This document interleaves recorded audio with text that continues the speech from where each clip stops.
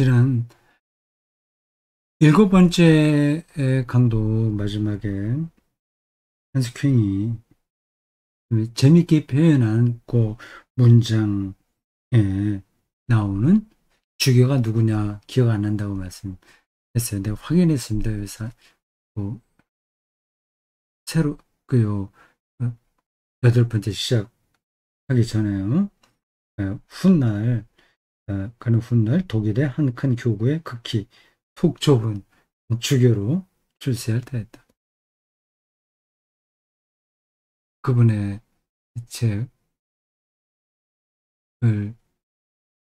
제가 한번 강독했잖아요. 이름이 칼 라너입니다. 라. 아, 이게 한스킹이 이 사람을 딱 짚은지는 제가 100% 확실하지 않습니다. 네, 연배가 그렇게 비슷하기도 하고요. 어, 두 사람의 신학적 경향이 틀리기도 해요.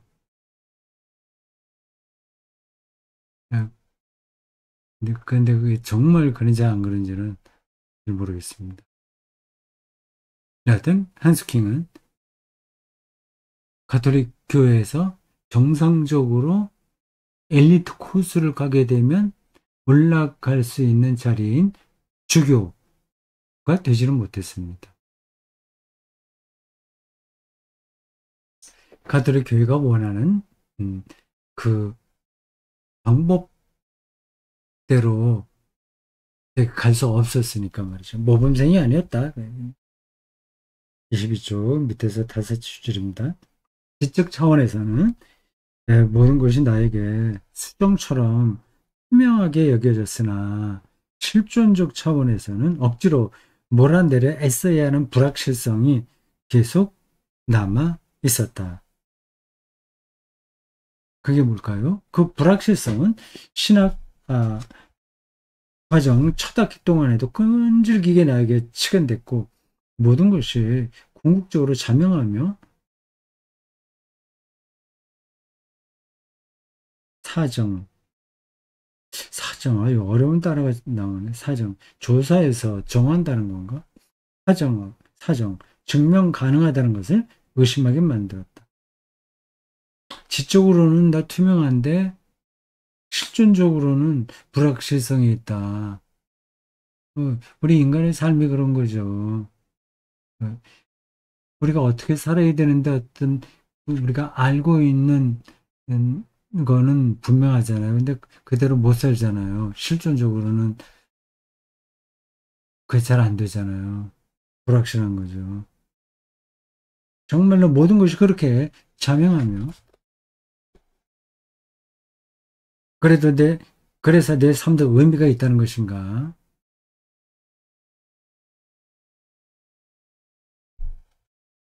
그런데 왜 나는 지금의 나인가?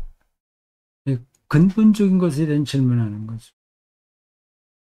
근데 왜 지금의 나인가? 나는 약점과 결함을 지니고 있는데 이것들이 그냥 없어지기를 바랄 수는 없다. 어차피 긍정적인 면과 부정적인 면을 함께 지니고 있는 지금의 나를 왜 있는 그대로 받아들여야만 하는가? 참, 어떻게 보면 공연한 걱정을 하고 있네요. 이성적 논증을 근거로 나 자신을 받아들이는 일이 내게는 어렵게 여겨졌다. 따라봅시다. 그리고 참으로 내가 원하는 것은 무엇인가? 내 자유의 의미는 무엇인가? 왜 그 자유는 단순히 선으로 정향되어 있지 않은가? 왜 선을 향한 자유가 아닌가요? 자유가 있긴 있는 것 같은데 왜 선을 향하는 게 아닌가? 뭐, 단순히 개인의 문제만 아니라 인간 존재 전체에 해당하는 질문이죠. 왜 나는 나인가? 나는 너 누군가? 내가 왜 꼭 이런 나이어야만 하는가? 왜 나는 이 위선적인가? 솔직하고 싶고 솔직한 것으로 보이기는 하는데 실제로는 왜 그렇지 못한가? 뭐 등등. 이 우리 실존에 들어있는 어둠입니다. 만약에 유전 공학이, 유전 생물학이 100% 맞다면 뭐 그럴 리는 없지만, 그러나 상당한 정도로 근거가 있는 주장들이에요. 그렇다면 우리 실존에 들어있는 이 불확실성, 뭐 이중성 이런 것들은 우리 할아버지 아니면 더 올라가서 더 이상의 조상들이 예, 경험했던 어떤 큰 공포 이런 것들이 유전에서 나이까지 영향을 미친 것 아닌가 이런 생각도 할 수 있는 거죠. 그래서 이 전체 과정이 뭔가 하는 것들을 예, 지금 한스퀸이 공부한 신스콜라주의의 층구조, 이성과 신앙을 이중적인 다른 층으로 보려고 하는 도식으로 도저히 자기는 예, 받아들일 수 없다고 하는 거죠. 그런 방식으로는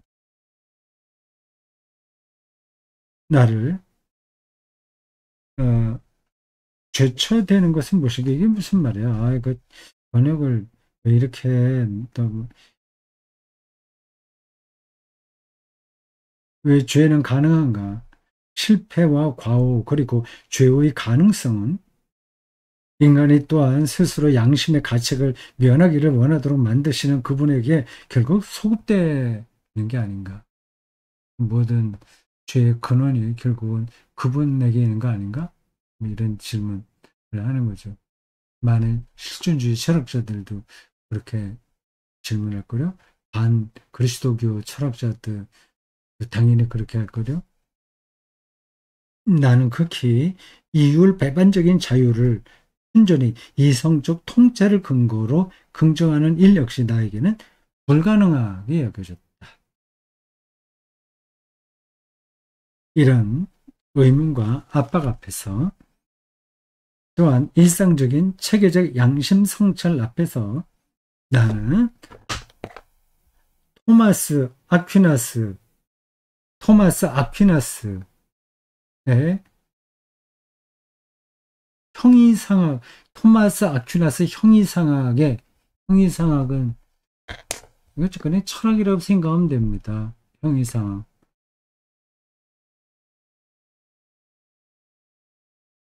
이 메타 피직스 영어로요. 메타 뭐 넘어서 피직 물리를 넘어서 형이상학입니다. 그게 철학인 거죠. 토마스 아퀴나스 철학의 이른바 자명한 존재 원리들은 나에게 거의 도움이 되지 않았다. 어, 뭐 부동의 동자라든지 만물의 제일 원인이라든지 신증명, 신존재증명 뭐몇 가지, 10가지인가 몇 가지 있잖아요.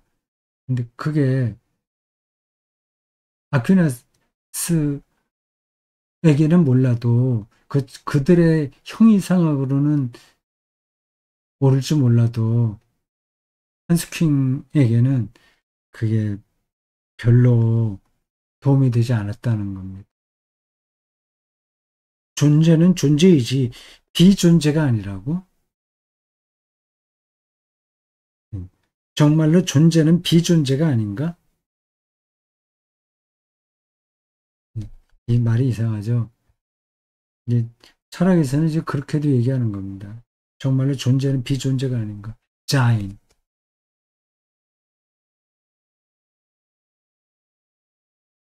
이 하이데거에게서 자인은 뭐 하이데거만 아니라 많은 철학자들이 존재에 대해서 얘기했으니까요.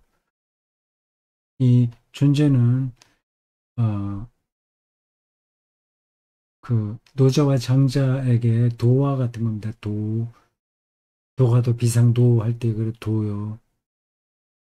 그러니까 뭐가 그냥 있는 것 자체를 얘기하는 게 아니라 실체론적 형이상학에서 말할 때 그냥 있는 거고 오히려 없는 것이 있는 거라고 생각하는 겁니다. 그러니까 무로서 유를 가능하게 하는 그런적인 힘 그런 걸 존재라고 보는 철학이 있는 거죠. 그걸 지금 얘기하고 있어요. 그러니까 그렇게 스콜라 철학 신스콜라라고 붙였어요. 어쨌든 토마스 아퀴나스의 형이상학을 얘기합니다. 아주 신학적으로 명징한 신존재 증명 그런 것들이 그렇게 한스 킹에게는 그렇게 명징하지 않더라 그 얘기입니다. 무엇이든지 존재하는 것은 그 자체로서 정체성, 진리, 선을 지니고 있다고 이게 다 이제 그 토마스 아퀴나스의 형이상학에서 얘기하는 것들입니다. 신존재 증명에서 나오는 그 논리예요. 그러나 존재하는 것은 여러모로 모순적이고 진실하지도 않고 선하지 않 선하지 선하지 않지 않은가? 세상 안에 악은 어찌 된 것인가? 악 문제까지 어, 지금 한스킹은 거론하면서 토마스 아퀴나스의 신스콜라 철학을 용납할 수 없었다. 아주 명징하게 그 모든 것들이 증명되는 그 사유로 어,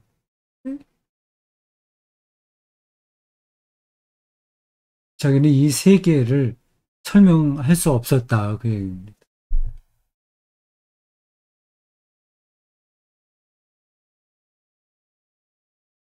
허무주의와 실존주의 시대에 사람들은 인간 실존의 분열, 덧없음, 하락, 절망, 아니 바로 허무성을 지적하며 고전적인 존재 원리들을 반박할 수 있었다. 그 앞에서 토마스 아퀴나스의 신스콜라주의를 계속해서 가톨릭 신학생들에게 가르치고 있는 게 이게 말이 되냐 하는 거죠. 자기는 고분고분 모범생으로 생활할 수 없었다는 겁니다.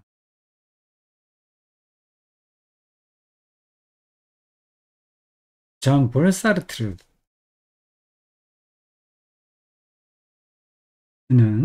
사르트르는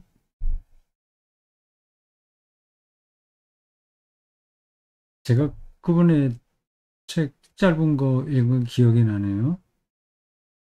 음, 실존주의는 휴머니즘이다. 소책자인데 아주 인상 깊게 읽었습니다. 사르트르는 인간을 자기 자신을 스스로 자유로이 설계해야 하는 존재의 구멍으로 묘사하지 않았던가? 신호 없이도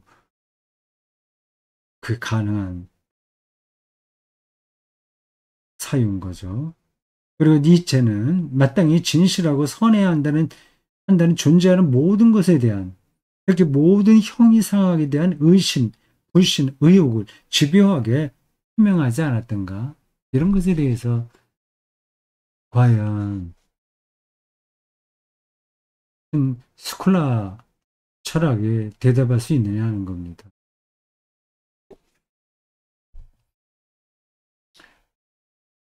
근본적인 신뢰가 자기 삶에서 중요한 건데 그 근본적인 신뢰가 허물어진다면 이런 그 실존주의나 뭐 니체나 이런 사람들의 그 반기독교적 그 논리로 인해서 흔들린다면 이건 보통 문제가 아닌 거죠.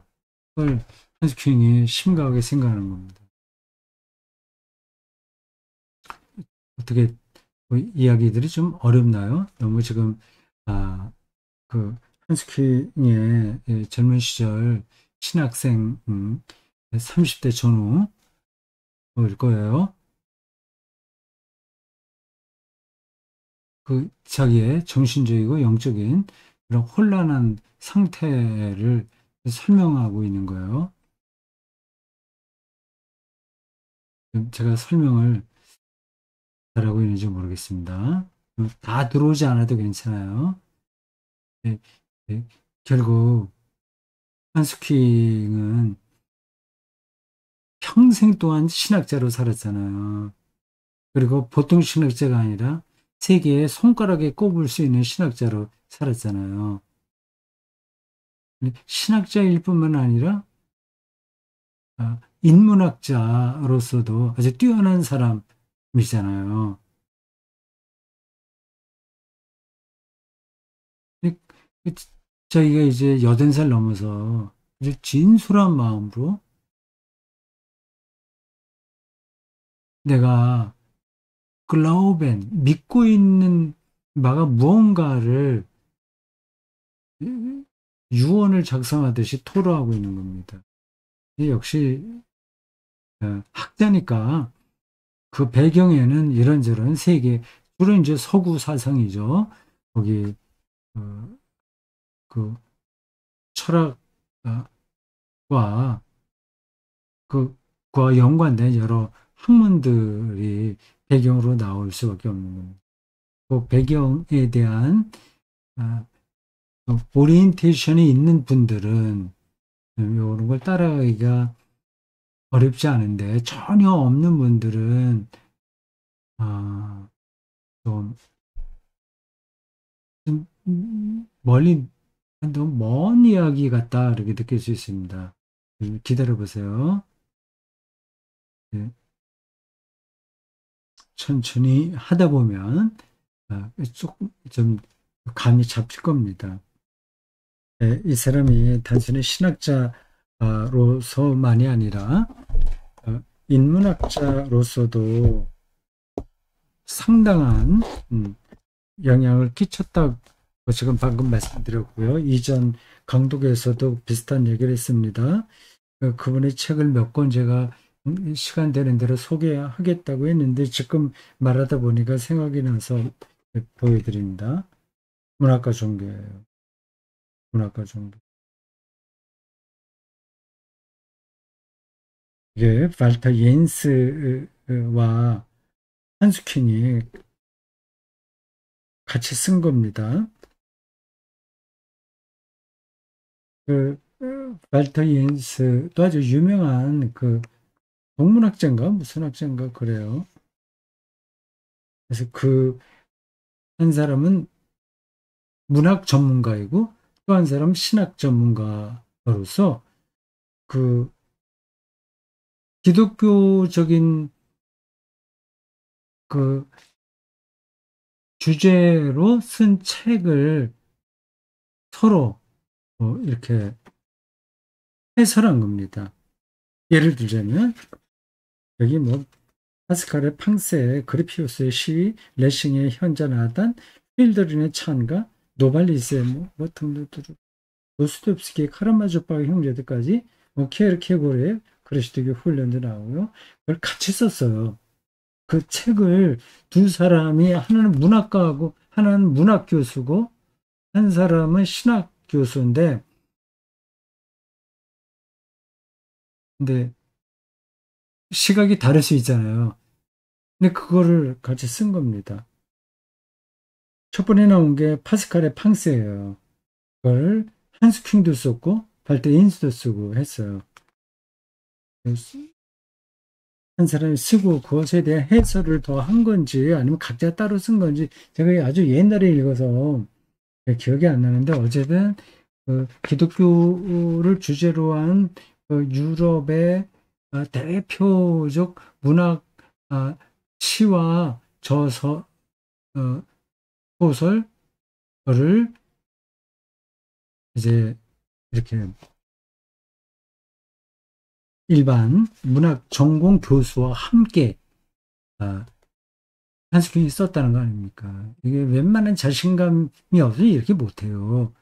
내 글이 저 사람보다 좀 수준이 떨어지면 어떻게 하지? 저 사람은 평생 동안 문학한 교수인데, 난 신학자가 해봤지 뭐 얼마나 하려고 이렇게 하다가 괜히 창피당할까? 그래서 웬만해서 못합니다. 한국에서 거의 그런 일 없을 거예요. 못할 거예요. 근데 그런 작업을 한 거 아닙니까? 자기 이 세계가 확실한 거예요. 이 책도 언제 한번 제가 시간 있으면 다시 읽어봐야 돼요.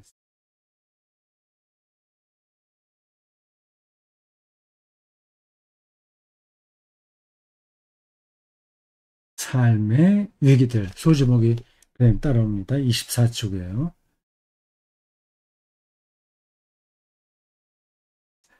삶의 위기가 뭔가 이 한스 퀴니에게 어떤 삶의 위기가 왔을까요? 아무튼 나는 자신이 장점과 약점들을 지니고 있는 바람직한 완전성과는 거리가 먼 여러 면에서 모순적이고 분열된 인간 존재임을 절실히 느꼈다.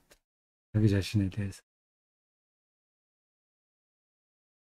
자기를 성찰하는 사람들은 그걸 느끼죠.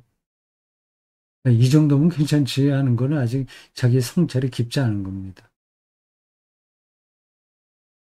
결코 이상적인 인간이 아니라 정점과 나락을 밝은 면과 어두운 면을 지니고 있는 인간임을 절감했다. 칼 구스타프 융 심리학자 이 인격의 그림자라고 이름 붙인 모든 것을 지니고 있는 인간.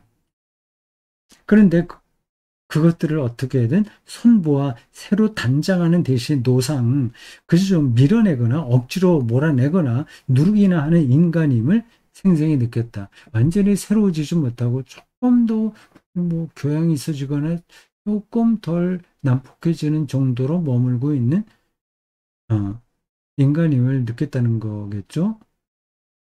그런데 적지 않은 사람이 내심으로 기꺼이 달라지고 싶어 하지 않는가? 아주 조금이라도 더 지성적이고 더 부유하고 더 멋져지고 싶어 하지 않는가? 흔히 사람들은 있는 그대로의 자기 또는 남들에 의해 만들어진 자기보다 세상을 더 쉽게 받아들인다.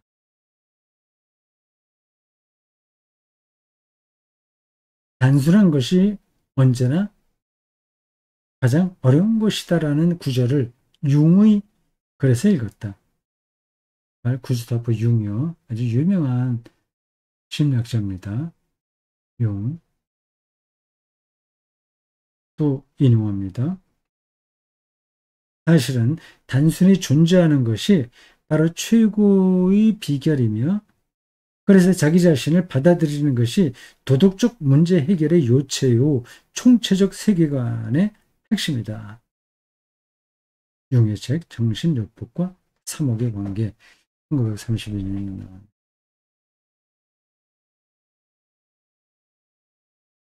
나는 애당초 그러니까 한스퀸 자기는 이렇게 단순하게 받아들이지를 못한다는 거를 이렇게 짚고 있는 것 같아요. 아직까지는 잘 모르겠습니다. 좀 더 가봅시다. 나는 애당초 모든 행위가 실패하리라 여기는 인생 비관주의 주창자가 아니다. 삶에는 성공, 진보, 뜻밖의 선물, 행운도 존재한다. 그러나 대단한 성공을 거둔 사람도 모든 것을 불확실하게 만들어버리는 삶의 위기들을 모면하지는 못한다. 그런 위기는 이미 어릴 때 닥칠 수 있다. 또는 중년에 들어 언제라도 발생할 수 있는 치명적 질병이나 직업상의 실패에서, 그리고 노년의 퇴직 후 연금 생활에서의 우울함 등에서 닥칠 수도 있다. 위기가 언젠가는 닥친다. 뭐 이건 뭐 특별한 말도 아닌데 이 한스킹이 뭘 얘기하려고 하는 걸까요? 당연한 이야기예요. 지금까지는. 설사 어떤 사람이 그가 성취할 수 있는 것을 모두 성취했더라도 그 다음에 위기가 오는 거예요. 별로 만족이 안 되는 겁니다.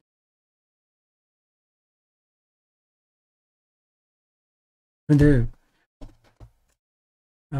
그들의 멋진 삶들만 SNS나 아니면 뭐 유튜브나 뭐 이런데, 뉴스 이런데 나타나기 때문에 저러면 정말 삶이 황홀할 거야, 이런 환상을 갖게 되는 거죠. 천만의 말씀이거든요.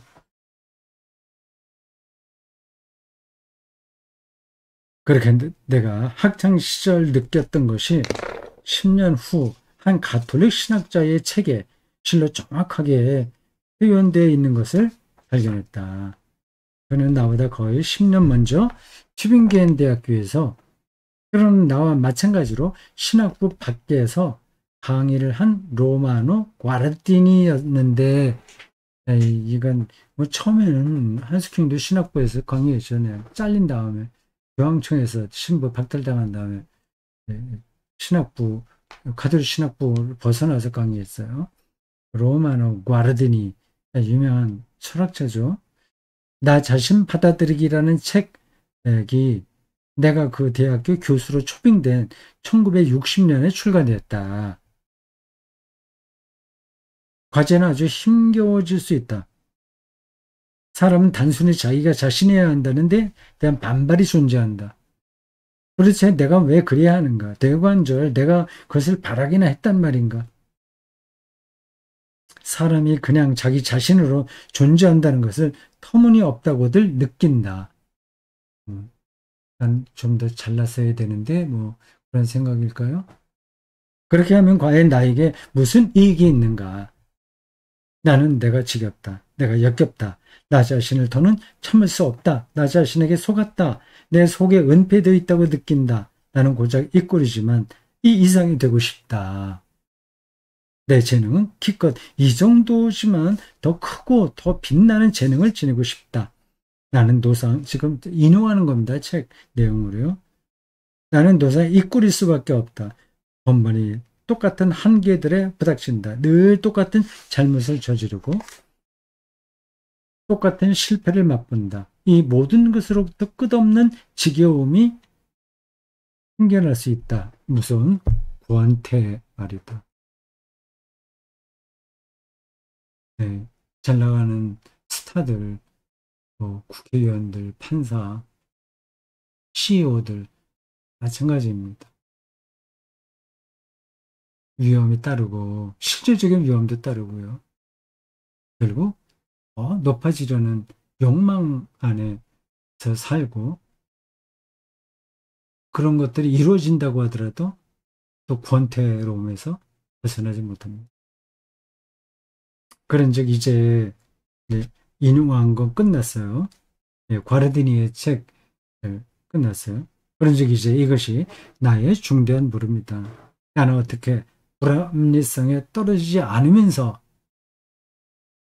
이 불확실하고 모순적인 모순적인 세상 현실과 나 자신에 대해 긍정적인 근본 태도를 지닐 수 있을까? 좋은 관계를 맺고 살아갈 수 있을까? 이, 이 모순 덩어리인 자기와 세상과의 관계가 어떻게 단단한 신뢰로 갈 수 있는가? 그런 질문을 하고 있습니다. 우리에게도 해당하는 질문이겠죠.